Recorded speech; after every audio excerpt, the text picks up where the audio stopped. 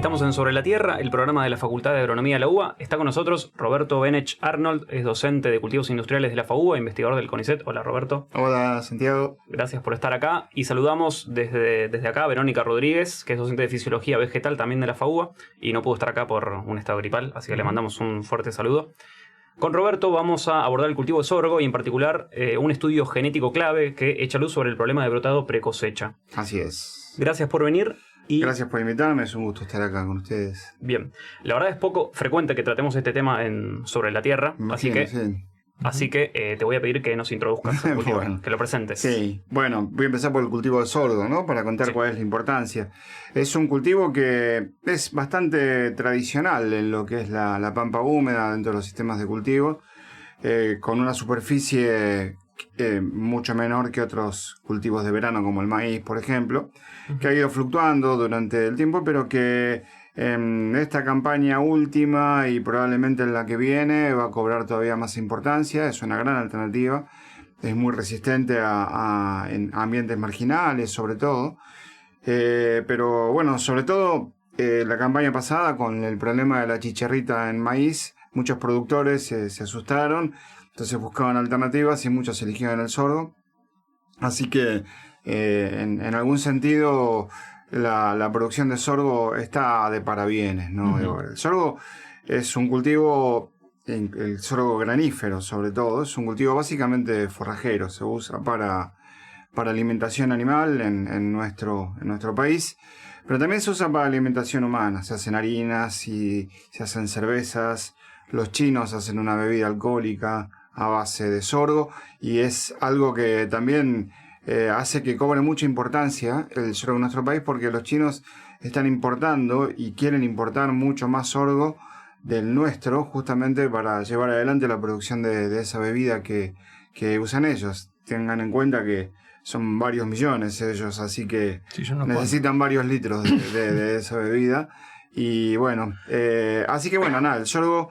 está el sorgo en piel, que se usa como forrajero, el que no es granífero, y el granífero que también es forrajero, porque los animales comen los granos, pero como les decía, también se usa para alimentación humana, ¿no? Claro, son estas dos variedades, genotipos, no sé cómo los llamás, estos dos cultivares que están creciendo los dos en Argentina, ¿no?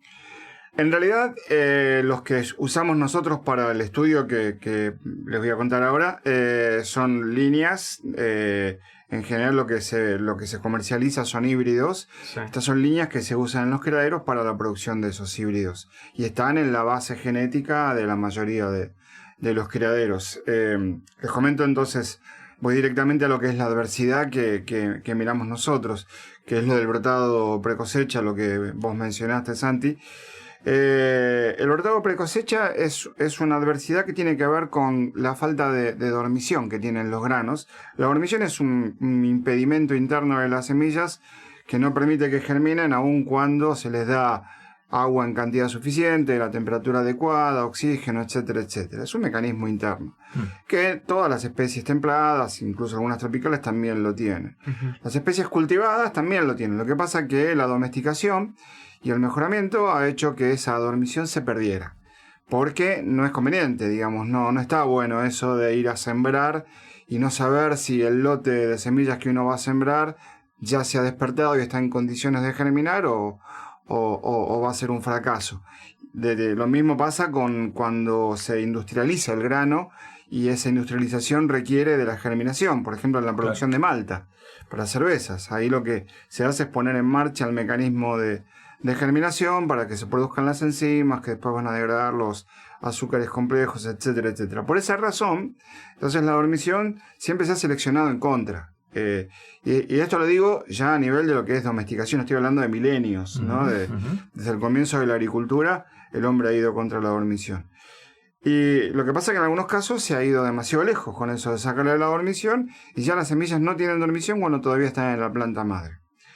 Eso quiere decir que están perfectamente germinables. Si cae una lluvia antes de la cosecha, entonces esos granos terminan germinando en la planta madre y eso ocasiona una pérdida enorme desde el punto de vista industrial. Por ejemplo, para el caso de las malterías que les contaba, claro, lo inutiliza industrialmente, pues esos granos se mueren cuando viene la desecación.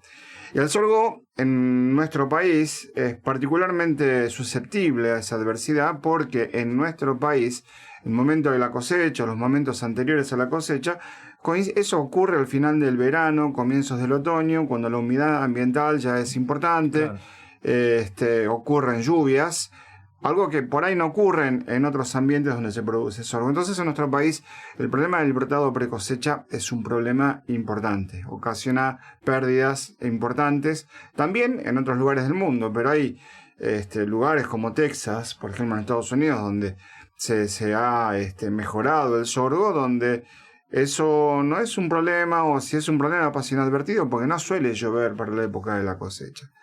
Entonces, ese es el problema que miramos nosotros. Ustedes vienen trabajando hace rato, ¿no? Hace rato venimos trabajando.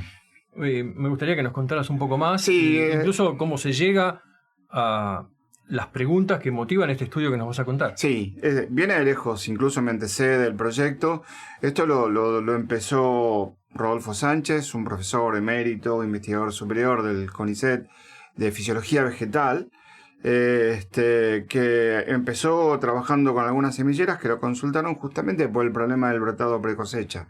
Cuando yo me fui a hacer el doctorado a Inglaterra, él me recomendó que mirara ese problema como como parte de mi tema de doctorado, cosa que hice. Y conseguí unos primeros resultados, más que nada viendo la influencia del ambiente materno sobre la dormición, si eso hacía que la dormición persistiera por más tiempo o se terminara rápidamente.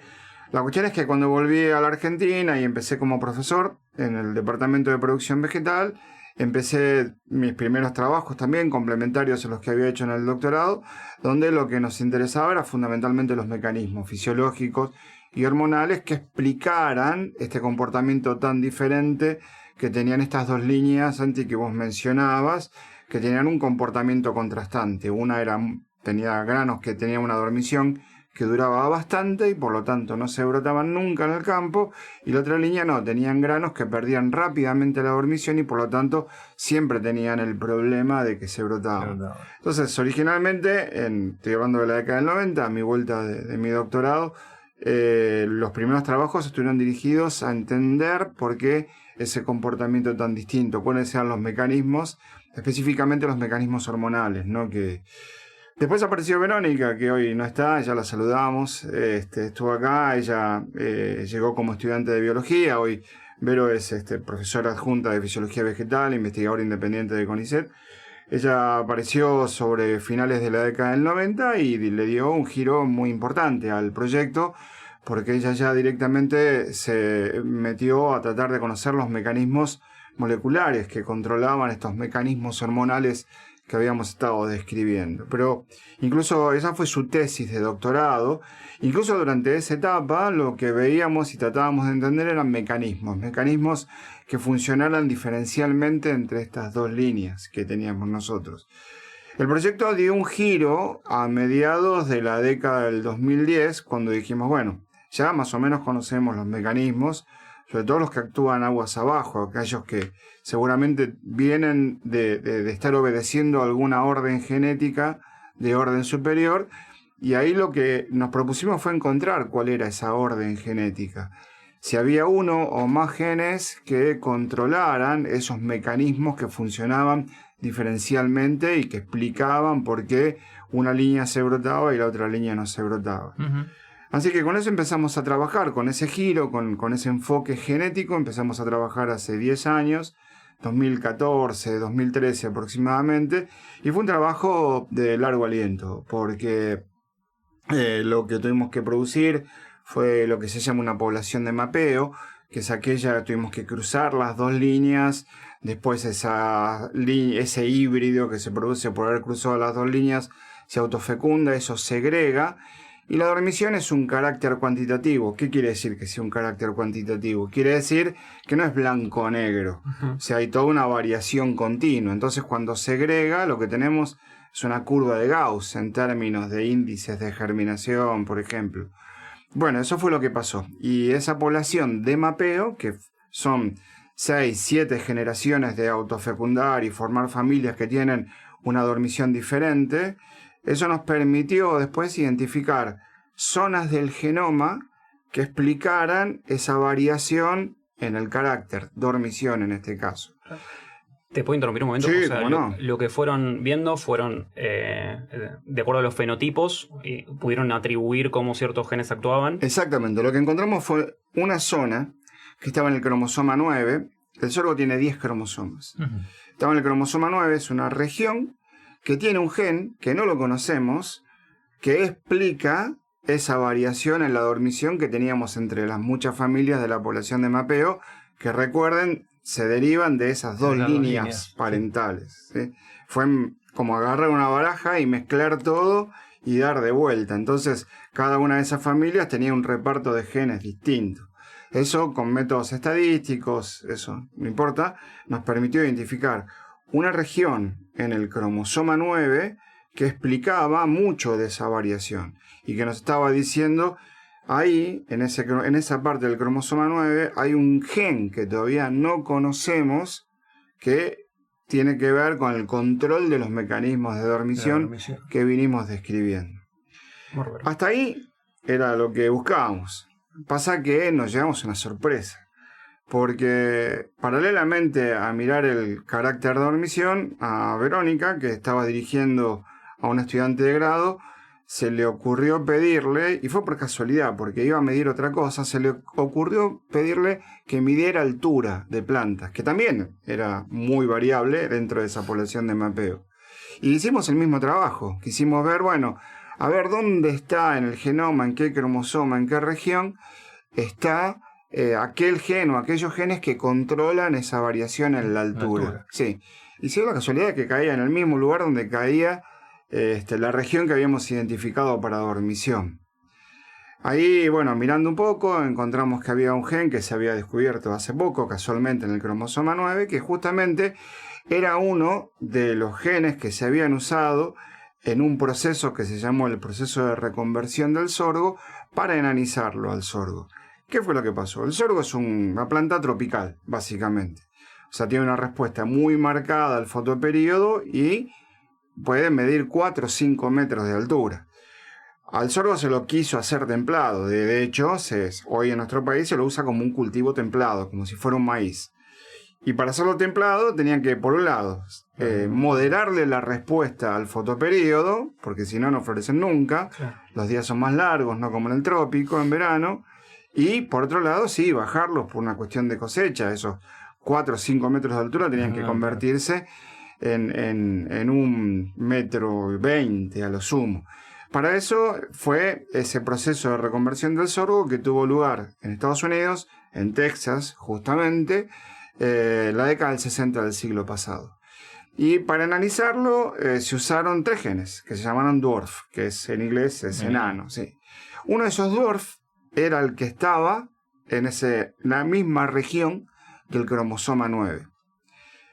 ¿Eso qué quiso decir? Quiso decir que con el objetivo de enanizar a los sorgos para hacerlos más adecuados a nuestros sistemas de producción, nos metieron un problema. Porque usaron como donante de ese gen de enanismo un mutante espontáneo que había aparecido en un milo amarillo. El milo es una variedad de sorgo. Se introdujo ese mutante, pero ese mutante no vino solo. Vino con alguna cosa. Es una fracción también del cromosoma. Un cacho de ADN. Exactamente. Y en ese cacho de ADN había un gen que le bajaba la dormición a los granos. Y claro, normalmente ellos se podrían haber dado cuenta, pero estos sorgos sí son más bajitos, pues es muy poderoso el dwarf ese, baja mucho la altura de esos sorgos. Ellos podrían haber dicho, este gen es muy bueno para bajar, pero no esté el problema del brotado precosecha. Se brota todo el tiempo. Pero no se dieron cuenta porque, como les dije, eso lo hacían en Texas, y en Texas no llueve en la época de la cosecha, entonces eso pasó desapercibido. Ahora, ¿cuál es la implicancia que tiene esto? La implicancia que tiene esto es que esos materiales que portan ese gen de enanismo y en consecuencia ese trozo de ADN que involucra al gen de poca dormición, está en casi todas las líneas que hoy en día están en el mercado. O sea, está muy expandido. Eso habla también de la erosión del genoma que resulta del mejoramiento. O sea, por buscar mejorar un carácter, se eliminan de la fuente de variación genes que podrían habernos ayudado para mejorar otro carácter. Claro.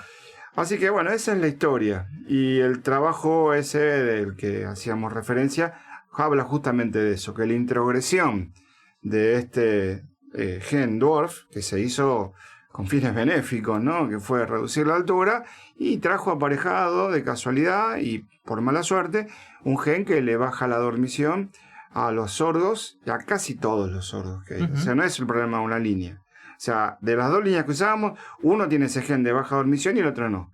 Porque uno es petizo y el otro es alto. El petizo es el resultado del proceso de reconversión del sordo. Y tiene el DORF y el pedacito de cromosoma que porta el gen que les baja la dormición. Que no se duerme. No.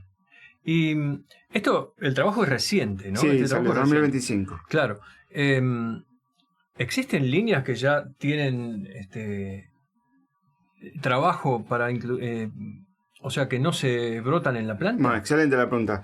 Nosotros tuvimos que confirmar genéticamente que ese trozo de ADN en el cromosoma 9 era genuinamente el lugar donde estaba el gen que le bajaba la dormición a las líneas.